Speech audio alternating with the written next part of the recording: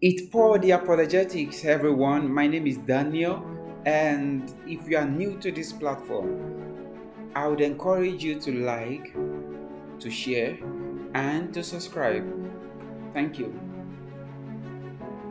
In your articulation Islamic dilemma, I don't know if you're aware that when you say the Quran contradicts the Bible and therefore can't be confirming it, that's part of our dilemma. That's actually part of the argument. So this is why when you're saying these statements that the Quran cannot be confirming everything that's with them because it contradicts it, this is what our argument is. It assumes that it's in agreement with those scriptures, but it contradicts them, and hence the Quran is not a revelation from God. Now, I don't know if you're arguing as an academic or you're arguing as a theologian, because when I heard your presentation with Paul Williams, you said you can approach the Quran from two perspectives. Either you can approach it academically, descriptively, and see what the Quran says, or you can approach it from a theological position. From what I heard in your presentation, there was a combination of both. You're assuming that the Quran is revelation, so that if the Quran contradicts the scriptures are wrong. But now let us try to be neutral. Let us not approach it theologically, academically. So when it says confirming all that is with them, you stated, well, that means would it confirm even the apocryphal gospels? Well, that's your dilemma. That's not my dilemma. That's the dilemma that you have to resolve, because there's nothing in the passages you cited, and I have a whole list of them and I can share my screen. And since you went to pre-modern tafsir,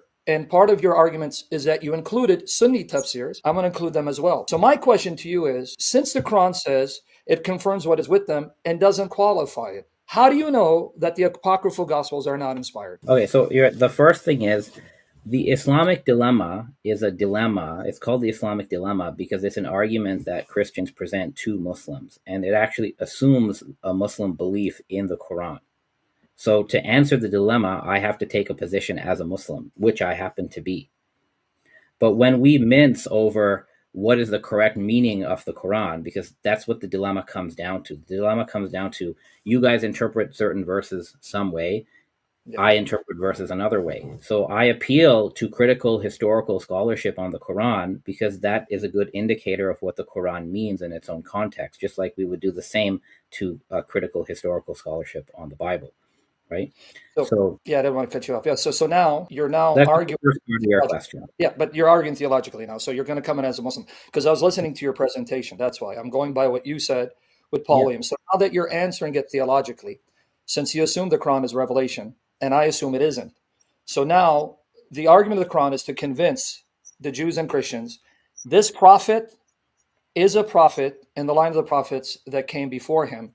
And what he has confirms what is with them. And that's one of the arguments he gives, that they should take what he has seriously because it comes from the same source.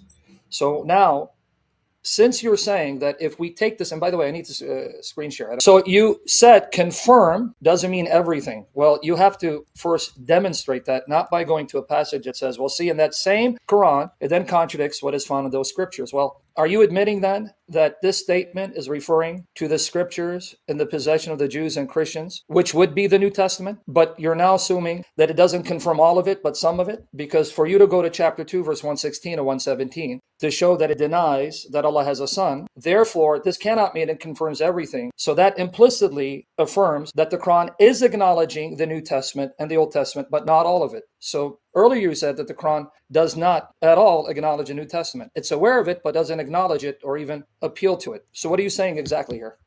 So I said earlier, and if you look at the graphic that I had posted earlier, right? So I said that what the Quran confirms is the gospel taught by Jesus.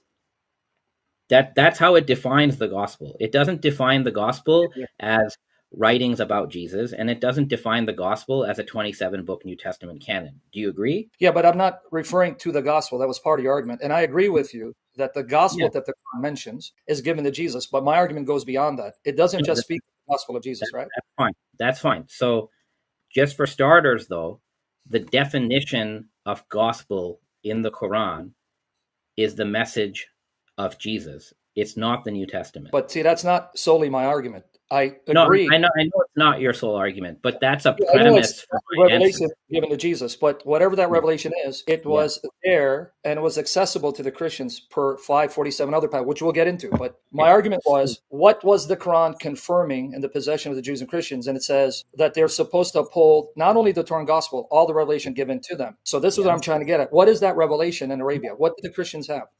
So within the Christian canon, within the New Testament,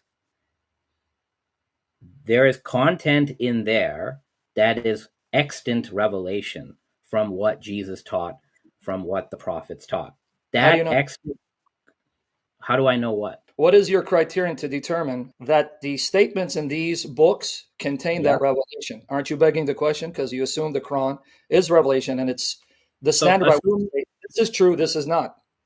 okay, so the Islamic dilemma is called the Islamic dilemma because it is an internal critique brought by Christians against believing Muslims. The Islamic dilemma is not an academic argument. It is a polemical, religious, theological argument. So Okay. a theological argument is brought by Christians to a believing Muslim. I'm a believing Muslim. To show what? To show that the claim of Muhammad that God sent him is false, that he's not a true prophet. Yeah. So the Islamic dilemma presumes that the interlocutor already has an established belief in the Quran, and they're trying to lead them from an established belief in the Quran as revelation to a non-belief in the Quran and a belief in Christianity. Sure. That's the How do dilemma. we go about Okay, it? right. So therefore, whoever is answering the dilemma, in this case, it's me. Tomorrow, you might talk to somebody else, but today it's me. I like to So talk in to you. answer, no, I enjoy talking to you too. So as a Muslim, Yeah. I have at my disposal, right, all the internal resources of Islam to answer the dilemma. And to answer the dilemma, I don't have to go back and start from atheism. Of course, if you want me to do that, I can do that. But Yeah, the I problem know is how you're trying to answer, but I'm critiquing what you think is an internal method that consistently refutes the Islamic dilemma. So we keep repeating the same thing. no, So what I want to try to advance the conversation. I am aware that you think that within the Quran you have the means by which to refute the Islamic dilemma, and I'm showing you no, you're actually confirming the Islamic dilemma if you understand the point I'm making, and maybe it's my fault that I'm not as clear. You think the Quran is revelation, and therefore that Christians and Jews who believe that the God of Abraham sent these prophets, if they are yeah, consistent, they're going to have to believe that God sent Muhammad. And the most yeah, obvious thing to do is follow him. The Christians come back and say, well, hold on. Since you claim that the same God of Abraham sent you and that your message agrees with the prophets, well, here are the scriptures that we have in our possession from the prophets. We don't yeah. see you're consistent with them, and that's grounds to reject you as a false prophet. You're now Okay. coming back. I want you to hear yourself, and I know you are. You're now coming back and saying, well, see, internally, the Quran says the scriptures are not fully intact. So then you're using the Quran to show which parts are intact, and those parts that contradict the Quran are false, which then leads a Christian to say, exactly, that's what false prophets do. That's what Joseph Smith does. That's what everyone does. When the Bible exposes them as a fraud, see, your Bible's corrupt. Therefore, that's part of the dilemma. The very passage you quoted, 242, you didn't Yeah. quote 40 to 44. Let me go through this. And this is where you beg the question saying, well, confirm doesn't mean everything because here's what he's refuting it, which refuted actually nothing. It actually pushed the dilemma back further and caused more difficulties for your position. Let's go to 289. When there came to a book from God confirming what is with them, and they aforetime prayed for victory over the unbelievers, when there came to them that they recognize they disbelieve in it, and the curse of God is on the believers. So that's one. But here, the one you quoted, 242 on the screen, let's read it in context. Children of Israel, remember my blessing wherewith I blessed you, and fulfill my covenant, and I shall fulfill your covenant, and have awe of me. And believe in that I have sent down, confirming that which is with you. So here's the key. I'm sending this down that confirms what you have, so believe it. Now, it makes no sense to say, hey, believe what I sent down, confirming only a part what you have, because there are parts of it corrupt, because that would be grounds for the Jews to say, false prophet, and be not the first to disbelieve in it, and sell not my signs for a little price, and fear you me, and do not confound the truth with vanity, and do not conceal the truth wittingly. Well, you can't conceal something you don't have, Dr. Andani. And perform the prayer and pay the alms, and bow with those that bow. Will you bid others of piety and forget yourselves while you recite the book? Now, I don't know if you want to argue that in this context, the book refers to the heavenly one because it's saying it's reciting that book. So even if it's a heavenly one, they must have a replica of it on earth for them to recite The it. other thing I would say is that Surah 5, which I know you guys are big fans of, Surah 5 is telling Jews and Christians to follow the law of the Torah and the gospel.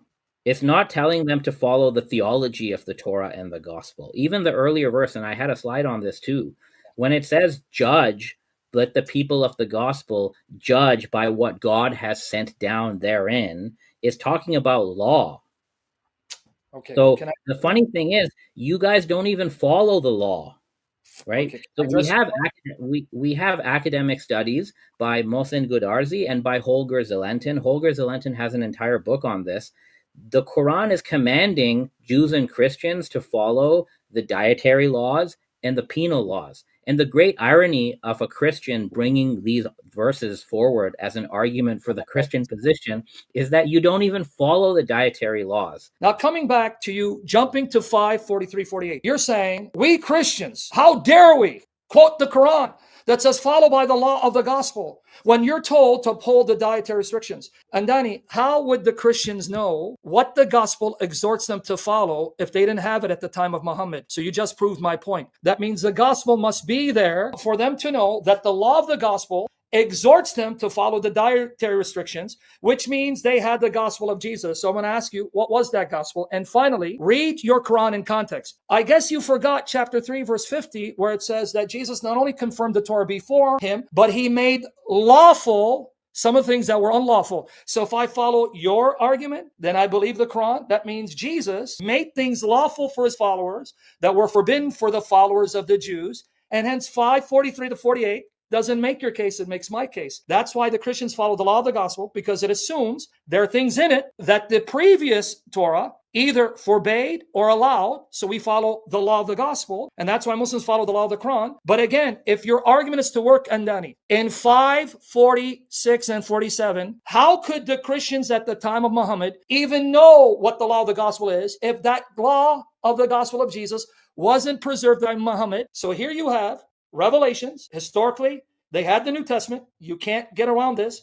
And secondly, if they had the law of the gospel at the time of Muhammad, surely they knew what the gospel was. So I'm going to bring it back to you. What was that gospel? The legal teaching of Jesus, which I said in my slide on option 1, I said the gospel of Jesus is embedded within the 4 gospels. You can find it in there, but it's not coextensive with it. Okay. Now, if you were to follow the law taught by Jesus, you would be following a lot of the Jewish laws. At least the Jewish Christians would have to follow certain laws. They'd have to follow the whole Torah, basically, except what Jesus has abrogated. And if you're a Gentile Christian, you should not be eating unclean meat. So do you have pepperoni pizza or do you not? And if you're a Jewish Christian, right, you have to follow the Torah. That's what Jesus taught. So again, what I think you keep doing here is you keep eliding the idea of the New Testament collection with the Quranic idea of the gospel, and these are not the same thing. It's not what I'm doing. Well, I think you are. So they're not the same thing. So when the Quran uses a word and it defines it, and then it uses the same word in the same surah many verses later, we don't forget the Quranic definition of the word and then read in New Testament. We have to track the Quranic definition of the word. And the primary problem with the Islamic dilemma, as you put it, is your first premise is the Quran affirms the revelation, authority, and preservation of a 27-book New Testament. It does. And the only thing that the Quran affirms is a gospel taught by Jesus. The Quran also says that a party among the children of Israel, which includes Christians, by the way, forged kitab. They wrote something and they said, this is from Allah. So your New Testament, from a Muslim perspective, is a mixture of the authentic teaching of Jesus plus things written about Jesus, as well as, and you brought this up, this whole thing of corruption of the interpretation. Well, the problem is the New Testament technically is a memory account of the teaching of Jesus, which has been transmitted like hadith, plus second, third, fourth generation interpretation of the teaching of Jesus. In the New Testament, both of this is mixed together. So even if you follow the minority view, which says the Christians corrupted the interpretation, but they kept the verbatim revelation, even if I grant that, your canon is a mixture of revelation and corrupt interpretation. They've been mixed together. So what the Quran allows you to do is it allows Muslims as well as contemporary Jews or Christians to recover some of that authentic gospel of Jesus. How do you do it? The Quran itself is supposed to serve as the arbiter and the criterion. And that's not just my opinion. I quoted at the end of my presentation Nikolai Sinai, who's not a Muslim. He himself said the Quran sees itself as the ultimate arbiter of all the prior scriptures and what they mean and what they're supposed to mean. So that is how you recover the original gospel. The other way to recover the original gospel, which we can do today, is if we use the historical critical method that I use to understand the Quran, if we apply that to the New Testament and to the four Gospels, we will be able to recover in high probability what the authentic teaching of Jesus was and what the other stuff that is just interpretation. Number one, the Quran is not talking about you, what you can do today. See, you're again either not listening to the argument and you're throwing out smoke and mirrors. The Quran is talking to the Christians at the time of Muhammad. You're not living at that time. So it is irrelevant what critical scholarship in the 21st century think they can do in recovering the gospel. You're not the audience of the Quran. It's referring to the Christians at the time of Muhammad. So to then read back into that modern historical critical scholarship or historical methods to try to find the gospel, that's anachronistic. That's the first error in your logic. Secondly, you then applied a passage where it says that the children of Israel, a part of them, wrote a book of them, and then ipso facto, that includes the Christians. Where did you get that from? It's about the children of Israel. But even if I grant that to you, you're accusing me of reading the Quran selectively. You're the one reading the Quran selectively, because there may have been a party who did that, but the same Quran says, chapter 3, 113 and 114, not all of them are alike. So I'm using the Quran to refute your taking verses out of context. And I'm the Christian. You're the one supposed to be doing that. Not all of them are alike. Of the people of the book are a portion that stand for the right. They rehearse the signs of God all night long, and they prostrate themselves in adoration. They believe in God and the last day. They enjoin what is right, forbid what is wrong. They hasten in emulation all good works. They are in the ranks of the righteous. And then 3:199. And there are certainly among the people of the book those who believe in God in relation to you and in relation to them, bowing in humility to God. They will not sell the signs of God for miserable gain. For them is a reward with their Lord, and God is swift in account. So even if I grant the way you read into that text, children of Israel means the Christians, that's a group of them. But there was another group that would not sell the signs, that recited their revelation, and supposedly also believe in the Quran. I'll even grant that. I'm very generous and charitable. So that didn't help your case. But now 547. Let the people of the gospel judge by what God had revealed therein. You conveniently said that, yeah, that means that the gospel of Jesus was contained New Testament, but the Quran does not confirm the New Testament, only those aspects of Jesus' teaching. Now, we got a problem, friend. If the New Testament is a corrupt text, then how is it that a corrupt text can be trusted to preserve the core of Jesus' teachings, and that to know that those are the teachings of Christ without 21st century standards of historical criticism, which did not exist at the time of Muhammad? In other words, by extension, if the gospel of Jesus is in the New Testament, or at least the gospels, and that's where you'll find the authentic teaching of Jesus, then by extension, that means those books must be preserved to be trusted to know that you're getting the teachings of Jesus. But now you want to go back and say, well, it was third, fourth generation, but you're burying the Quran then. If even what is in the New Testament doesn't actually preserve the authentic teachings of Jesus, you just made null and void this verse. Because this verse has no meaning, no application historically, which means the Quran is speaking incoherent babble. Finally, you like to appeal to academic scholarship like Nicholas Sinai. I'll do you better. I will quote the study Quran Muslims saying that 548 doesn't imply what you suggest. Now, Cameron, let me bring it up. Because he's saying, see, 548 means for the Muslim, the Quran is muhaymin alayh, which means we use the Quran to determine what's true in the gospel. That's a misreading of the context. And I'm going to let the Muslims, not Nicholas Sinai, your Muslim scholars, study Quran, make my case for me. This verse then, along with verses 44, 47, indicates that the Torah and the gospel remain valid sources of moral legal judgment and guidance for Jews and Christians, respectively, even after the coming of the prophet, indeed, even in his presence. See also verse 68, where the people of the book are likewise enjoined to observe their scriptures. All right, now look what it says about 46, 47. Then we're going to read 48. In the present verse, both Jesus and the gospel he brings are separately described as confirming the Torah. Let me remind you of the point. Guys, did you hear him? He said 548. He mentioned 548, and he quoted Nicholas Sinai saying that the Quran is the criterion for Muslims to judge those parts of the Torah and the gospel. So guys, is that what 548 says? Here you go. This verse addresses the prophet directly and describes the book sent down to him, that is the Quran, as confirming the book that came before it, just as the gospel confirms the Torah. The Quran is also described as confirming earlier scriptures. The Quran is further described as a protector over the previous scriptures. Now watch, these are Muslims, meaning that the Quran testifies to the validity of the earlier scriptures and serves as their trustee, keeper, and guardian. Nothing about corruption. So let me finish it. The idea of the Quran as guardian, keeper, previous revelation, consistent with 541c, 545c, which report that the prophet ordered the sentence of stoning for the two idolaters, as well as retribution for killing and injury. Let me skip that part. Let's go here, because I don't want to eat up time. Alternately, it could mean that he should judge the people of the book according to what God has sent down to them, namely their own scriptures. The Quran, being the criterion, is telling Muhammad, tell them to follow their scriptures, exactly the context of 543 to 47. Does an incident discussed in verses 41, 43. Although verses 41, 47 taken together suggest the ability of the Jews and Christians judging by their own scriptures, and thus continuing spiritual guidance to be found in those scriptures, the verse goes further by asserting the provincial nature of different religious communities and their distinct laws and practices.